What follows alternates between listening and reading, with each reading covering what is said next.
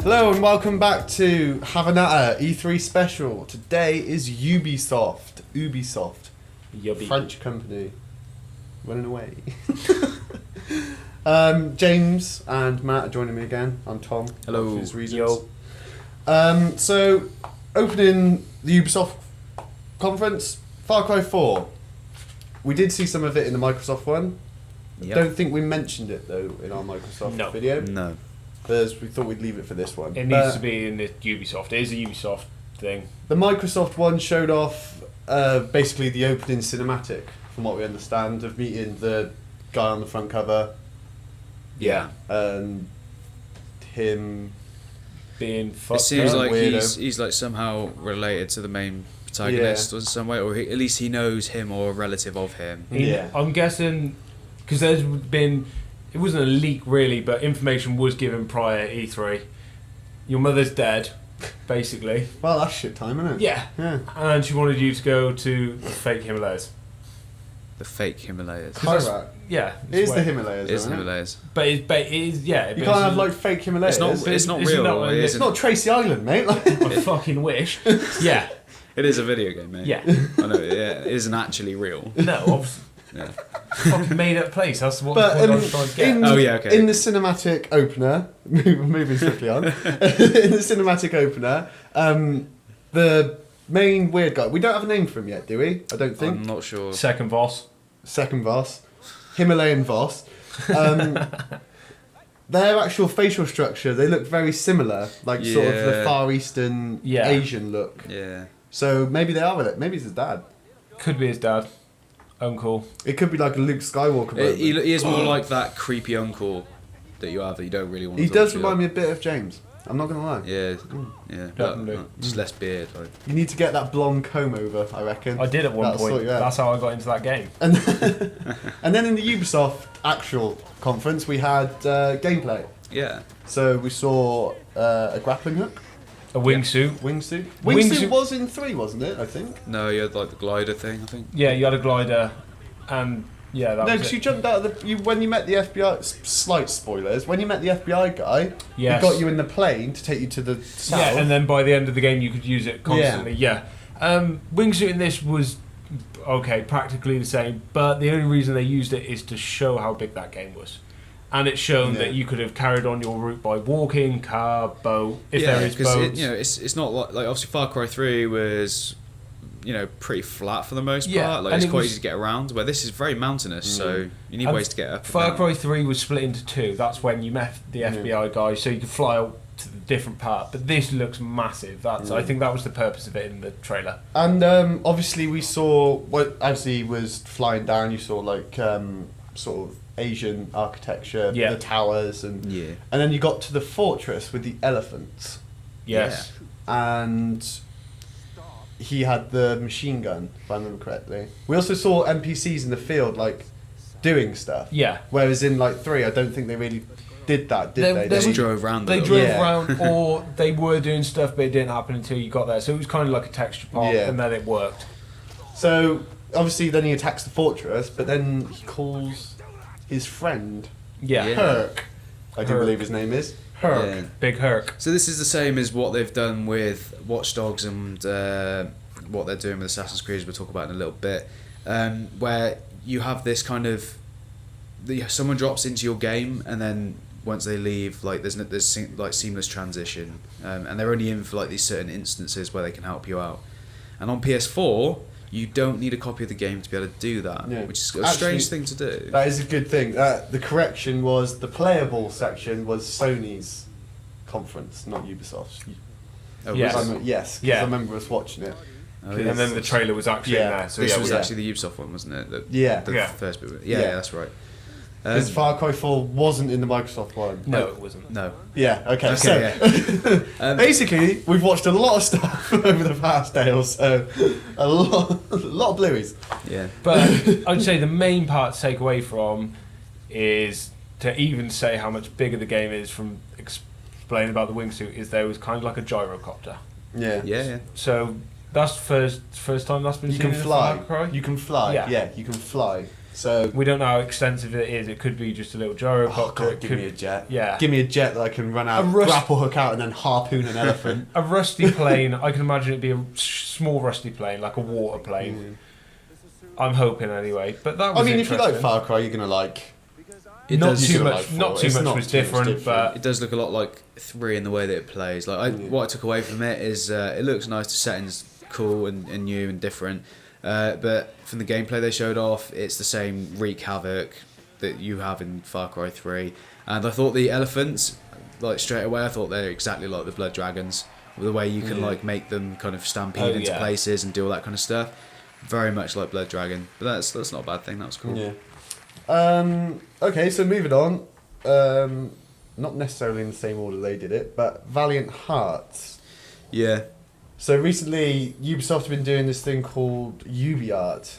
Yeah, where it's what Rayman was built on. Yeah, and Child of Light. Yeah. Which has been both of them quite highly acclaimed. If I Yeah. remember correctly. So this is the tech where like you can put actual drawings into the game very easily rather than having to build it all on computers and stuff. Yeah. So you can have real artists working on it. And Valiant Hearts itself is to commemorate the anniversary of the First World War. Yeah. This is obviously 100 years this year, and it follows 4 different stories. I really and letters. like the concept of it. It's because- actually built on letters that Yeah. soldiers sent, if I remember it correctly. So Yeah. if they do it tastefully, it could be good. And I think they will. I like the way that they've done it in a more in a cartoony kind of look to it, to give it this kind of softer. Because they're talking about quite dark stuff, and I think it helps bring the story to light in a way that then you don't feel like it has to be gritty and. I mean, it would have bloody and been horrible. rather distasteful if they turned around and done Assassin's Creed Great War. Yeah. That would have not just- gone down that well. I hope that this is one of those things that when you finish it, you've got something to think about off the back of it, and I think it has potential to be really good. it's interesting. Yeah. We'll see how that one plays out. The crew. Driving, open world driving, Need for Speed, Forza, Drive Club, Crew 3, Yeah. Gran Turismo. So what was that? Was there 3 or 2 racing games this year? We got Microsoft with Forza. We've Yeah. got PS4 with Drive Club, and Ubisoft have the Crew. There's Project Cars, I do believe, as well. Sony have got and working on. Yeah, I I don't think know that's much only about Yeah. a floor one. We got 3, and they're all open world games as well. Yeah. With hundreds of different cars. This one has me most interested though for the fact that you have essentially the whole of America, and you can drive from east to west coast. Yeah. It's Mm. huge. It looks, and every city looks like how it should, state even, so I should say. It doesn't, I'd imagine, have landmarks and stuff, but it's not fully fleshed, but you know where you are when you're driving. It which seems isn't they're a trying to bad listen thing. to the community as well. And like the bloke was saying that the closed beta, some of like their users were decided to just do an impromptu off-road hill climb, and now they put hill climb races into the game. Right? And he did suggest that there might possibly be the idea of content creation for users, but we don't know if that's true or just. One of the best things you've got to look at to take away from this game is if it's this big already, you can only hope for a DLC of different places in the world. Yeah, like I think the key with this one is when you pick up this game, is there going to be enough for you to do in the world? Because the world is so big. I mean, to be fair, there seems like there's a lot of customization with the cars. But can you do engines and stuff? Is everyone going to buy a car and just change a paint? So it doesn't matter what car you've got, you're all going to race the same. Because it's that whole you start. No, there's they did say that there was tuning and stuff like that. Yeah, so, you can do. So that makes a difference because otherwise everyone would just buy a Ferrari and then just race Ferraris all day in different colours. That is the problem as racing games get older, though, isn't it? Like a lot, especially on. I remember with like Midnight Club LA. Yeah. Once you started playing online later on, everyone just had the top like Lamborghinis and stuff, and you just had no chance. Yeah, I feel like with this, like it has a real emphasis, obviously, on playing with your friends. It's called the Crew. It's about having your crew and going around. So I'd be interested to see. Don't start. To get whacked. It'd be interesting to see if we've got this kind of crew on crew stuff, or if it's like your crew racing between each other, or what that actually means as far as. I'd quite like in to the game. see it like that. Is it Jason Statham in that Wheelman? No, where he's like, it's a bit like the transporter. Yeah. But it's not called the transporter, and he's like the driver. And he yeah. just like he does some crazy stuff with cars. Like if that could be what your crew does, you're drivers for different people, and you have to transport like because even though people it's across state lines or something. Because now the problem is with games is even though it's a driving game, what other type of game is it at the same time? Yeah. What type of missions do I have? Do I even care why I'm doing the mission? It looks to me like it's just going to be like pretty carefree, like just drive around wherever you want and then start races whenever you want. Races, imprint drift, I think that's kind of the way they're going with it. So, moving on, the big one that we saw in Microsoft, definitely saw this one in Microsoft, and in Ubisoft, Assassin's Creed Unity. Yeah. DLC first on Xbox One. Yeah. PS4, Xbox One, PC. No last gen one. Yeah, obviously, none of them spoke about last gen at all this time round. It was rumoured to have 2 as well. There was rumoured that Assassin's Creed Comet, wasn't there? Yeah. Unless that's going to be just released with little fanfare on last gen. I think if they were going to show it off, we would know about it by now. Yeah. In all fairness. So I don't think it's going to happen. I think it's just a rumour. But I think it looks good. We saw 4-player co-op. Yeah. That's an interesting turn for the series. It seems like, again, like with Far Cry and Watch Dogs, it's this like seamless drop in, drop out kind of just helping with certain things to it. And, you know, that's fun. What it means for the overall game, I'm not sure. They're kind of putting a big thing on this co-op at the moment in this game. Like, all the trailers at the moment are just showing 4 assassins and all that. But how much impact does that have on the actual game? Because most of the game's still going to be single player, right? How much do your like characters have custom loadouts? Is it just, or is it just you all have the same weapons you have in single player and you use them? And one of the things I'd say more than anything, Ubisoft multiplayer, even though it's good and it's there, I couldn't care less. Ubisoft still make AAA games with a long story. And a story you care about. They don't go, okay, we'll do 25%. To be fair, mate, the French Revolution is a pretty long time. Like, yeah, it's a pretty graphic, for a while, pretty graphic trailer. Like, yeah, but the French Revolution is a pretty bloody time. Yeah, they definitely set the tone with that, didn't they? Yeah. I mean, I did find it quite strange the fact that they had you seeing your beheaded body. But on the floor, and then your eyes just going like. The thing was, is in the teaser they showed the guillotine, didn't they? Yeah. And in this, they're showing a severed head. Although in the background of the teasers, because I saw a video the other day, like the making of Unity. Yeah. When they're all sat down, like giving interviews, in the background, the image actually has Mary Antoinette written across the guillotine. It does, yeah. So is it possible that obviously Ubisoft with the Assassin's Creed games recently have done? Oh, they love you meeting people. Story DLC, and then a couple of bits of multiplayer. Is the story DLC going to be Mary Antoinette? I see like it more as like she'll be someone you meet. Because you always have to meet historical figures, don't you? But you did know about Adewale beforehand. Yeah. And he was mentioned a lot in trailers and stuff like that, so maybe... Interesting. Because it would be good to have a female assassin in what is the main games, because Liberation was originally... A side game. Vita title, wasn't it? Yeah, Vita title. I mean, it is on PC now, but I think the controls are a bit... The controls are a bit iffy, funky. and the problem with that been game given a nice texture pack. Yeah. Well, we won't get into that anyway. But, follow our weekly Assassin's Creed podcast about where we talk about why we would do things differently. 4 in 1 in 4 buildings are enterable. So that's something Insert your own rude jokes here. It's something that we kind of talked about a little bit before and stuff like that. We like that. We like to be able to get around inside more buildings. I think that was the problem. And that's where you pick up the co-op quest as well. By oh my god! And the way he climbs around is so fluid, so quickly, and now you can traverse up and down. It's not like before when you're up on top of the building, you have to jump into hay or break your legs. Like that was the only options. Well, to be fair, if you were jumping in the hay, you probably were breaking your legs anyway. Yeah, one of the great things is though with Ubisoft at the moment, each game they put out there, take a little thing from it, put it into the next one. I mean, to be fair, Watch Dogs like free running or whatever you call works, doesn't it? It's fairly fluid. And there's a cover system now in Assassin's Creed as well. That's crazy. That'll be easier for to actually have some element of stealth back into the games. Yeah. The crowds as well. A lot of people on screen they set at up once. to like 5,000 people, didn't they? Yeah, apparently. 5,000 people on screen. That'd definitely work in the French Revolution, especially with in the other games you bought prostitutes, peasants, fighters. Now, you sure that's not just your social life? Definitely. Now, if you start a fight, obviously the crowd are going to join it. Yeah. If they're going to know they can overturn a battle, they're going to join in. Yeah. If it isn't 5,000, by the way, I'm sorry. It was late when we were watching this, but I think it was. I think it was quite. Yeah, it was a few thousand at least. I think. I'm not sure. It was quite a lot of people. They said. Use Google. Use Google to long as they verify don't balls it RGP up. claims. Yeah. If they don't balls it out like Watch Dogs, it's going to be fine. Yeah. Yeah. That's another story. So moving on to the game that enticed me after the disappointment that was non-Fallout announcement, The Division. Yeah. Shaping up quite nicely. The big one. I'm really looking forward to We it. didn't see a lot more than last year, but we got the story trailer in the Ubisoft. After the conference. Watch Dogs debacle, where it didn't quite look the same as it did, we saw a couple of E3s back. It's a little worrying though, isn't Yeah. it? The Division still looks the same as it did last year. Yeah.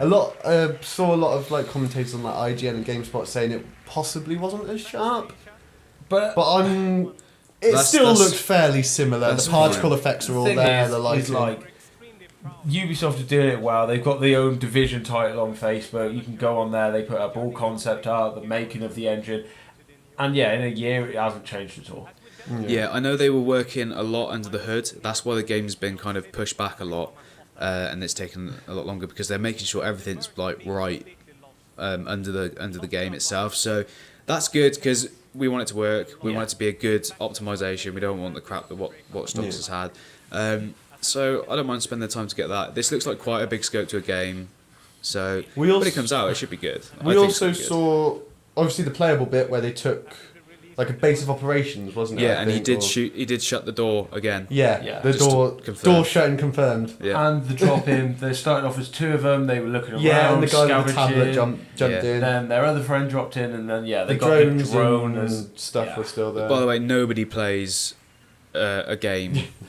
And there was talks not like that. enough curse words. They were so was too relaxed calm. and so polite. As you would know if you've watched any RGP videos, there is not enough curse words for multiplayer. Yeah, exactly. Although we saw the playable trailer, we also saw a story trailer. Yeah. I can't remember which was which because it was getting quite late at this point. The story trailer was in Ubisoft. Was it? Yes. Yeah. Okay, so the story trailer, very Dead Island 1. Yeah, but in a good way, because like it definitely feels like that is the right tone of the game. Like, it seems like you are this hero character that, along with this other woman and this other bloke, you are trying to keep the peace. You're like vigilantes essentially. well, no, you are working for the government. You're actually trying to restore. Is the government order. existing though? Because we haven't had anything that says the government You are. still exists. I don't know as government is. There's like all those like posters of like the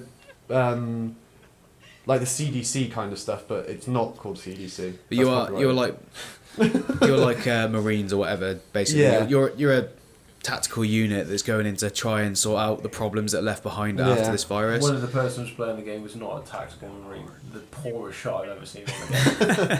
You had the flamethrower as well in the story trailer, and Yeah, that was like a little bot. I don't know if that's a skill set. Like you choose a bot to have a. oh no! flamethrower. Did you see this? You No, did I see- haven't- the no. in the story trailer, they have like these guys come along in this massive truck okay. with like gas masks and a huge flamethrower, and they all set up to have a massive fight.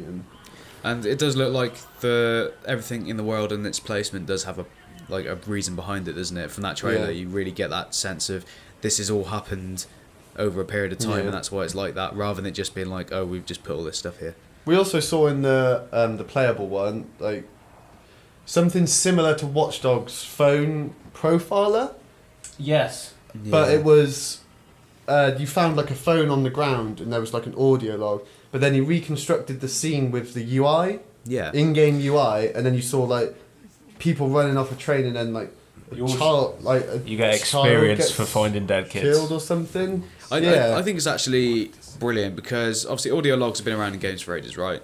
And if you want to know more about the lore and the world, you pick up all those audio logs. You do with games like this, though, don't you? So but having like the audio logs now come into like a visual format as well, but without taking you out of the game, is pretty much the next step and where they should be going. Well, the UI is just beautiful, isn't it? I mean, if they could tie that into gameplay, so you could do investigations. So that would say, as your government sanction, you've got if New York is ground zero, then you've got to find where the infection comes from. That could come into play as a gameplay element. And finding out what happened through who escaped, CCTV. Where they've gone. Although we've had a story trailer, we don't know much about the plot itself so much. We know the kind of the reasons why things have happened and what's up to this point, but we don't know where we're going from here. We've had a lot of world building. Yeah, because how much of this is just you and your mates wander around, and how much of this is actually driving to a certain point. You had a base of operations. Yeah, so it looks like you may start off there. You can choose to do side, or you just decide to go and follow the main quest. Yeah, it looks very single player to an extent of how much story there is. But can you play this on your own? Because like they have constantly shown us off with like 4 people